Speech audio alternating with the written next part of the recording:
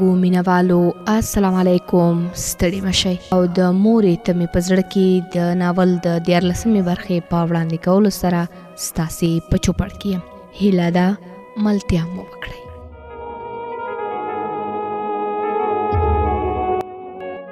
زهرا دغه دوا ونیسه او راځئ چې ځو. ګل لالا زه یې نشم نیولی، زما نه لویږي، نه یې شم نیولی. ښه سمه ده، ما ته یې راکړه. د دې دوا په لیدو سره مې مور رایاده شوه چې 3 کاله مخکې زخمي شوې وه. هغې له ډېره درده زګیروی کوه او ما به ورته کورنۍ دواګانې لګولې. هی کاش چې هغه وخت مې توان درلودی او د کورني درمل په ځای مې هغه هم ډاکټر ته وړی وی. ورېندارې مې وویل څه سوچونه وهې؟ څه نه، خو په مور مې چې کومه سخته تیره شوي هغه مې ډېر ځوروي.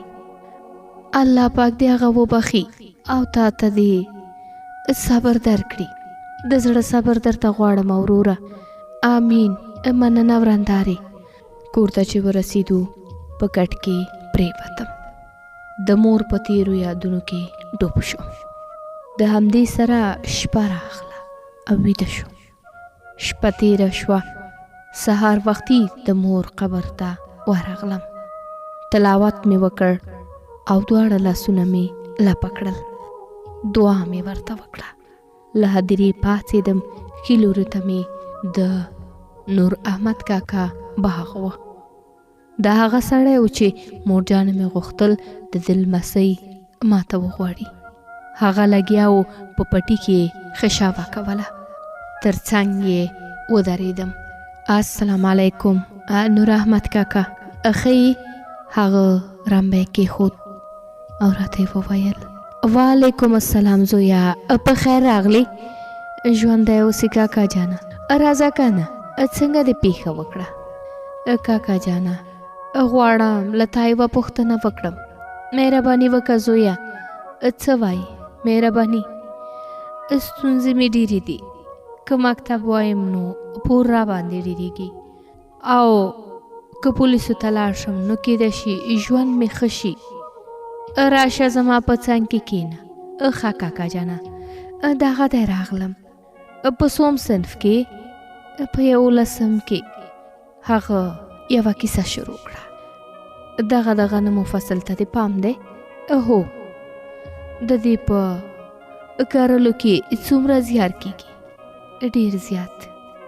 وی ویل ستا مثال هم هغه چاته ورته دی چې لومړی ځمکه اوبه کړي او بیا ورته صبر وکړي چې وچ شي، بیا ځمکه واړوي. همداسې پکې د تخم شیندنه وکړي. له هغې وروسته په تمه اوسئ چې کله به راشین کېږي. چې کله شنه شو نو بیا څومره زیار سره هغه فصل ثمرې ته رسېږي چې غنم ونیسي، بیا یې په ماشین ترې شل کړي، غنم ترې بیل کړي او بوس ترې بیل، بیا هغه غنم په بوجیو کې واچوي او د بوجیو خوله هم ور وتړي او کور ته د وړلو په ځای همدلته په پټي کې پرېږدي. ته هم همداسې اوس ته دا غنم په پټي کې مه پرېږده، کور ته یې ورسوه. ته مې په مطلب ورسېدې؟ هو کاکا جانه. ښه صحیح. ډېر ښه. تا 11 کاله تعلیم وکړ. په مختلفو وختونو کې باد، باران، یخني، ګرمي ټول دې په ځان تیر کړه. خو اوس دومره وکړه چې 12 خلاص کړي تر څو یو معلم خو درنه جوړ شي که نه؟ هو کاکا جانه. انشاءالله پوره کوښښ کوم. زه دې په خدمت کې یم، خو ښوونځی مه پرېږده. همت وکړه. فقط 2 کاله نور هم هڅه وکړه. په ځان هر قسم سخته وزغمه، خو پام کوه چې ښوونځی پرېنږدې. دا به ثابتوي چې یو زوی د خپلې مور هیلې پوره کړي. انشاءالله انشاءالله کاکا جانه. ولې نه؟ برکتي شي. تا زما د غوږو پردې را خلاصې کړي. که ستاسو خوښه وي زه به لاړ شم. ورځه ورځه زوی، الله دې کامیاب کړه. کور مو ودان کاکا جانا ستاسو ټولو دوستانو سره د سړک سر ته ووتم. له پاکستانه حمید او عاقب هم راغلل.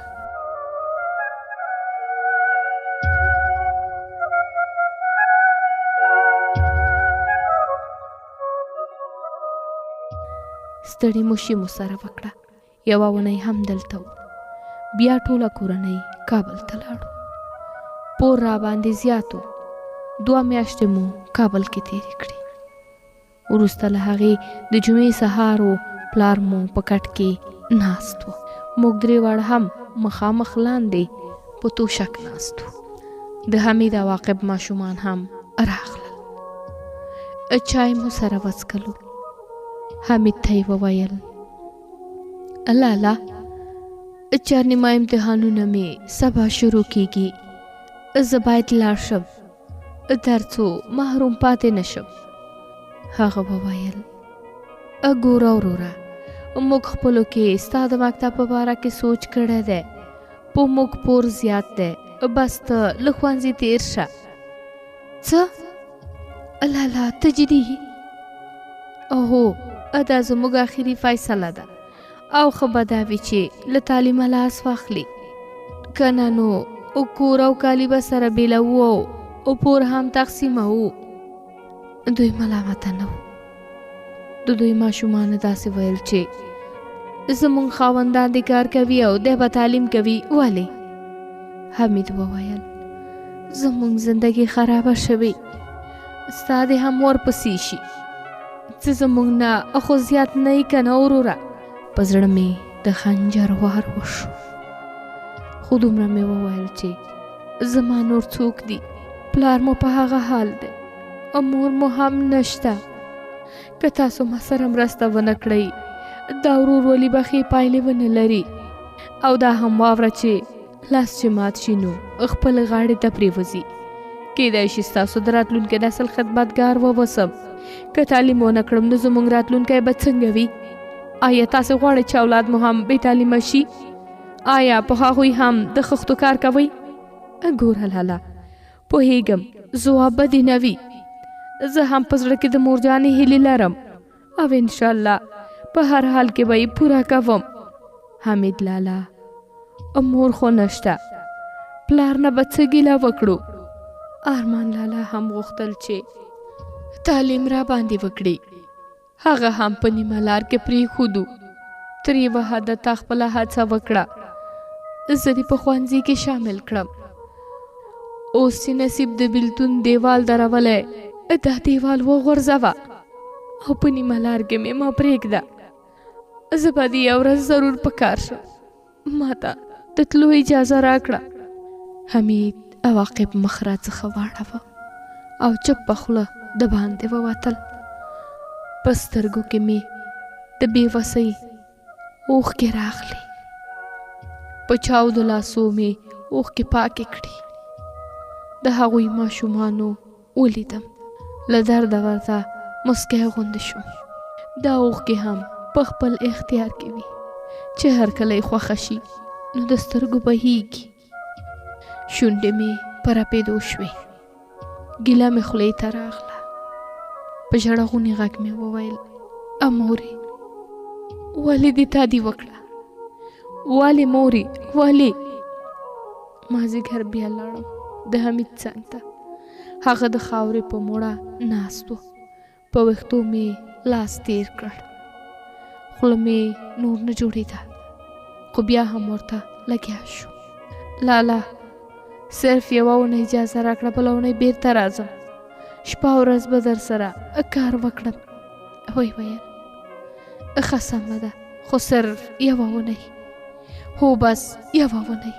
سهار وختي 5 بجې مې د جلال آباد په لور حرکت وکړ. په هغه ځای مې بیا نظر پرېوت په کوم ځای کې چې د ماین چاودنه شوې وه. اخ، زما زنې جدا کړې مورې. یا الله، هغه ظالمان تباه او برباد کړي چا چې زما څخه مور بېله کړه. کورنۍ ته باید څه نه وایم چې په هغوی کې کوم ماشوم بې موره نه شي. له هغه ځایه په پناه کېدو شو. سترګې مې پټې کړې. په سینه مې لاس کېښود. په ژبه مې همدا کلمه راغله چې مورې ستا هیلې زما دي.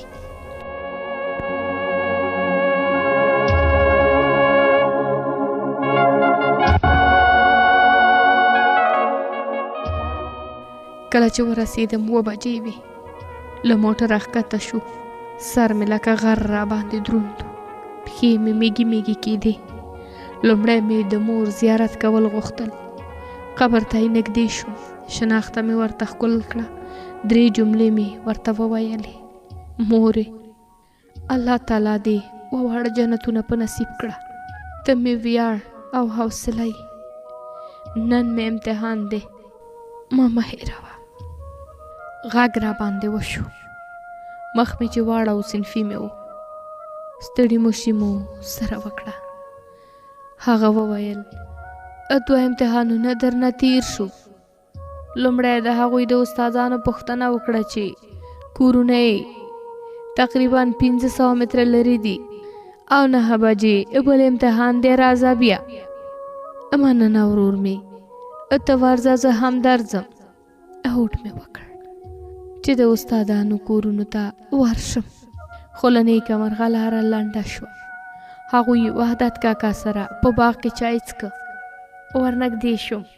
د سلام جرأت مې وکړ، خو د تیر شوي امتحان لپاره مې شونډې نه خلاصېدې. په سوچ کې شوم چې څنګه ورته یاده وکړم.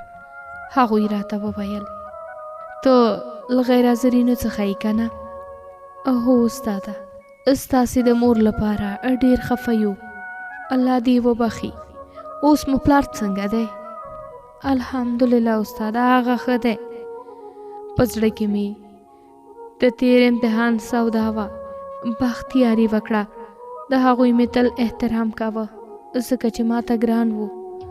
زه خوش نصیبه وم چې هغوی هم ما سره مینه کوله. یو د قرآن کریم استاد او بلې هم د پښتو وو. هغوی ډاډګیرنه راکړه. اسیره، ستا د کور په حالاتو موږ پوهېدو. ستا پلوي خو ټولو هم صنفیانو کوله. د هغوی غوښتنه وه چې موږ به تا نه محروموو. نو زویه، ته بېغمه اوسه، موږ ته کامیابه کړی یې. له خوښۍ مې نږدې و چې زړه ودرېږي. او ومې ویل رښتیا؟ هو بلکل، شک لرې؟ نه نه نه نه، ډېره مننه کوم استاده. د مننې وړ نه ده. اوس لاړ شه، نورو مضامینو ته ځان چمتو کړه. هو استاده، دغه دی. انشاءالله بیا هم خوښ اوسئ. د خدای په امان. 3 امتحان مې د نګران و. ساعت ته مې وکتل، 8 بجې وې. سهار چای مې نه و څښلی. په خېټه مې وچ درد شو. بیا هم ځان مې ښوونځي ته ورساوه. ټولګیوالو سره مې ستړي مشي وکړه. له دوی نه یو وقاص نومېده. هغه خوشخبري راکړه. ته په 2 میاشتو کې هیڅ غیر حاضر نه یې. مونږ ټولو ژمنه کړې وه چې اسیر به رانه غیر حاضر نه شي. او مې ویل ستاسو په ښه رویه زه فدا شوم. له ټولو د زړه له کومې منندوی یم. په رښتیا هم زما ډېره اندېښنه وه چې محروم به یم. په زړه نری وم. په غم او خوښۍ کې مې سترګې ډنډېدلې. هغوی بیا لاسونه راڅخه تاو کړل او د یووالي ډاډګیرنه یې راکړه. هر یو یې وویل ته زموږ د ورور په څېر یې. په دوی کې یو بل چې نظیف نومېده ویل مور خو دې درته نشم درکولی، خو که د ورورولۍ لاس راکوي زما مور خپله مور وګڼه.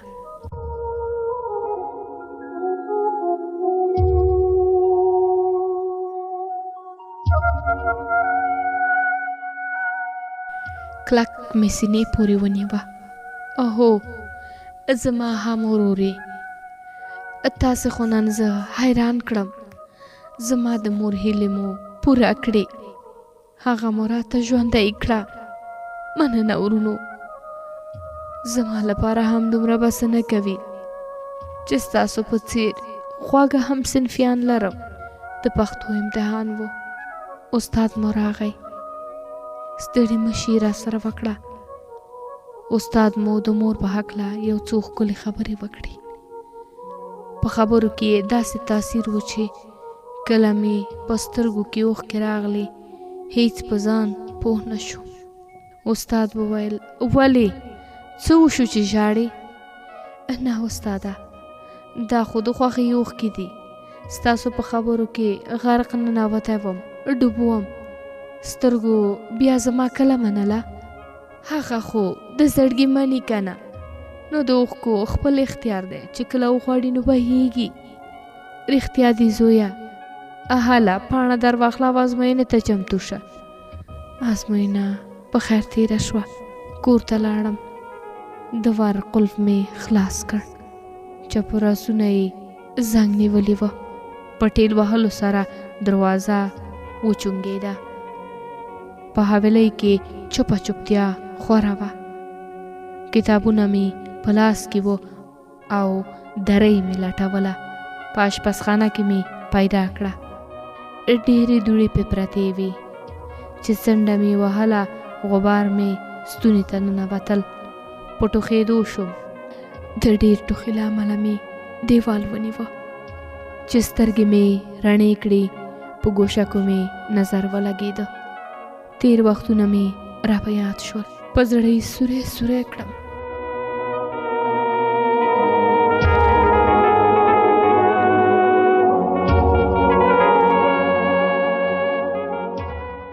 ژړا راغله. شیبه ورسره په خبرو شوم. ومې ویل مورې ته چېرته یې؟ وګوره ستا ګوشکې مې پیدا کړه.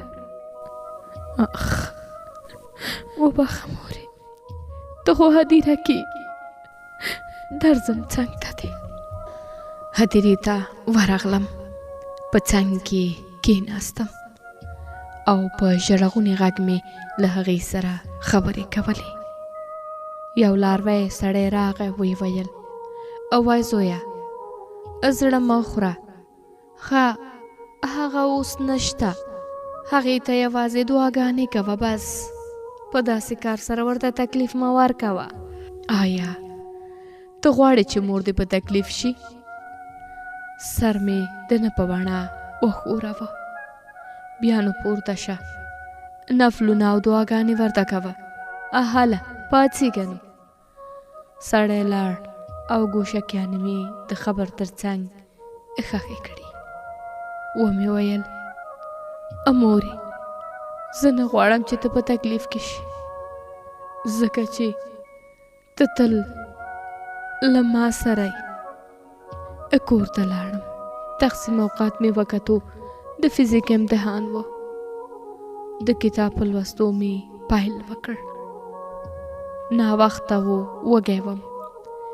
غرمه مې هم د اوبو سره بسکټ خوړلي وه.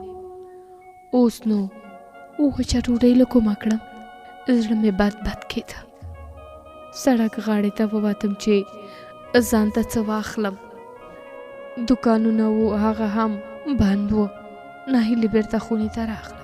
شمعه مې روښانه کړه. په بام درب شو. زړې ډاګې وچونګېدې. ستونی مې زیږ شو.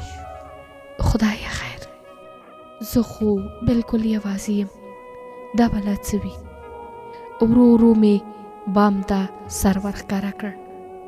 نږدې و چې د مرستې چیغه مې کړې وای. درب شو چې پیشو ټوپ وهل. اخ مې کړل. له غوسې مې تندی تریو شو او ومې ویل د سپي خوراک شي، له ما نه خو دې زړه وویست. کوټې ته بېرته ننوتم. کتاب لوستلو ته مې زړه و، خو له ډېرې ویرې مې ایسته کړ. څادر مې له ځانه تاو کړ او پرېوتم. خوب راغی، نو ځکه خو ژر ویده هم شو. د سهار اذان راپورته کړم. ژر جومات ته لاړم. جمع تلاوه پاتې و. سنت مې وکړل. له المارۍ څخه مې قرآن کریم راواخیست او په تلاوت مې پیل وکړ. کله چې امام ودرېد، زه هم په صف کې ودرېدم. وروسته د لمانځه کور ته راغلم. تیر درسونه مې تکرار کړل. شیبه لا وتې نه وه چې ټک ټک شو. ور مې خلاص کړ. د وحدت کاکا زوی و. ورته ویل مې په خیر راغلی وروره. خیر اوسې. پلار مې ویل اسیر ته ووایه چې د سهار چای تیار دی، موږ کره راشه. وی دې ته څه اړتیا وه وروره، اوس چې راغلی نو ورځه، زه هم در سره ځم. ژر مې ځان تیار کړه. ومې ویل شکر خدایه، په ناره ګېډه به مې څنګه امتحان ورکوه. په لږ ځنډ د باغ مخې ته ورسېدم. وحدت کاکا راغی، روغبړ مو وکړ. هغه وویل له صنفي نه دې خبر شومه چې ته راغلی یې، خو کور ته به راغلی وې که نه؟ خیر اوسې کاکا جانه، ستړی وم، نه مې غوښتل چې تاسې ته تکلیف درکړم. بس څه چې وشو هغه تیر شو. راځه چې چای یخیږي، راځه چې ځو. په باغ کې مو چای وڅښلو. وحدت کاکا لاړ خپل مکتب ته. وحدت د احمد کاکا زوی او یو ښه ښوونکی و. د پلار په څیر صادق او د خوږو مشرانو له جملې څخه مې و. د امتحان تر پایه یعنې 4 شپې مې هم دوی کره تېرې کړې. ښه په ورین تندي یې زما مېلمستیا وکړه. د احمد کاکا غوره نصیحت هیڅ د هېرېدو نه و. دا د الله تعالی مهرباني او د احمد کاکا هڅونه وه چې د خپلې مور هیلې مې پوره کړې. تر 5 شنبې مې امتحانونه ورکړل. د هغې نه وروسته 4 نور پاتې وو. حمید سره مې ژمنه کړې وه چې د اونۍ په آخر کې بیرته راځم. اوس حیران وم چې پاتې امتحانونو سره به څه کوم. د اوړي سخته ګرمي وه. غوښتل مې چې د هر یو استاد کور ته ورشم او ورته ووایم چې ما سره دې باید په پاتې مضامینو کې مرسته وکړي، تر څو د امتحان نه ورکولو په صورت کې مشروط پاتې نشم. یو د کیمیا استاد چې کور یې ډېر لرې و. له کوره مې خپل زوړ سایکل راوویست او حرکت مې وکړ. د هغه کور د غره تر څنګ په شګه کې و. لارې شګلنې وې او ګرمي هم زیاته وه. د سایکل ټیر هم ګړز وهل او پنچر شو. پیاده شو، خو خوله را څخه جاري وه. تږی وم او سر هم را باندې ګرځېده. کله چې هغه کور ته ورسېدم، کور مخې ته یو ډمبو سپی پروت و. داړې یې راته چینګې کړې. ویښتان مې نیغ نیغ ودرېدل او له ویرې مې ستونی زیږ شو. سپي غپ کړل او ما چغه کړه استاده. کړنګ شو چې غټه دروازه یې خلاصه کړه. وی ویل څه دې ولې چغې وهي؟ او مې ویل اول سپی وشړه. هغه سپي ته کورې کړل. سپی وتښتېد. نږدې شوم. ستړي مشي مو ورسره وکړه. هغه نااشنا و. همصنفیانو راته ویلي و چې د کیمیا استاد بدل شوی او امدادالله نومیږي. سم د واره مې وویل امدادالله استاد یې؟ هو. او تاسو څوک؟ زه اسیر، ستاسو شاګرد یم. سبا مو د کیمیا امتحان له موږ سره دی. ښه، ډېر ښه. څه خدمت کولی شم وروره؟ خوږو مینهوالو، د مورې ته مې په زړه کې ناول 14مه برخه همدومره وه چې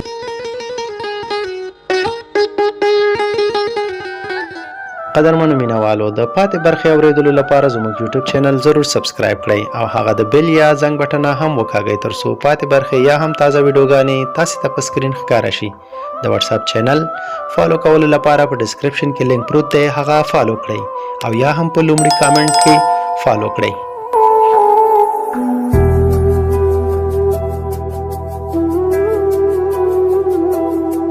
قربان دې شم مورې، ته مې زړه کې